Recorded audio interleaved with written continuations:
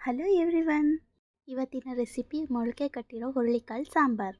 ಮೊದಲಿಗೆ ಪಾತ್ರೆಗೆ ಎಣ್ಣೆ ಹಾಕಿ ಅದಕ್ಕಾದಾದ್ಮೇಲೆ ಕಸೂರಿ ಮೇಥಿ, ಕಟ್ ಮಾಡಿಟ್ಕೊಂಡಿರೋಂಥ ಈರುಳ್ಳಿ, ತೊಳೆದಿಟ್ಕೊಂಡಿರೋ ಅಂಥ ಮೊಳಕೆ ಕಟ್ಟಿರೋ ಕಾಳು ಮತ್ತು ಬೀನ್ಸನ್ನು ಸೇರಿಸಿ ನಾವು ಸ್ವಲ್ಪ ಎಣ್ಣೆಯಲ್ಲಿ ಬಾಡಿಸ್ಬೇಕು. ನೆಕ್ಸ್ಟು ಅರಿಶಿನ ಪುಡಿ ಮತ್ತು 2 ಟೇಬಲ್ ಸ್ಪೂನ್ ಧನಿಯಾ ಪುಡಿ, 2 ಟೇಬಲ್ ಸ್ಪೂನ್ ಅಚ್ಕಾರದ ಪುಡಿ ಹಾಕಿ ಚೆನ್ನಾಗಿ ಹಸಿ ವಾಸನೆ ಹೋಗೋವರೆಗೂ ಬಾಡಿಸ್ಬೇಕು. ನೆಕ್ಸ್ಟ್ ಇದಕ್ಕೆ ನಾವು ನೀರನ್ನ ಸೇರಿಸ್ಕೊಳ್ಬೇಕು. ಜಾರಿಗೆ ಕೊಬ್ಬರಿ, ಬೆಳ್ಳುಳ್ಳಿ, ಶುಂಠಿ, ಟೊಮೊಟೊನ ಹಾಕಿ ಗ್ರೈಂಡ್ ಮಾಡಿಟ್ಕೋಬೇಕು. ನೆಕ್ಸ್ಟು ಇಷ್ಟರಲ್ಲಾಗಲೇ ಒಂದು ಸ್ವಲ್ಪ ಕುದಿ ಬಂದಿರುತ್ತೆ, ಆಗ ಕಾಳು ಆಲ್ರೆಡಿ ಬೆಂದೋಗಿರುತ್ತೆ.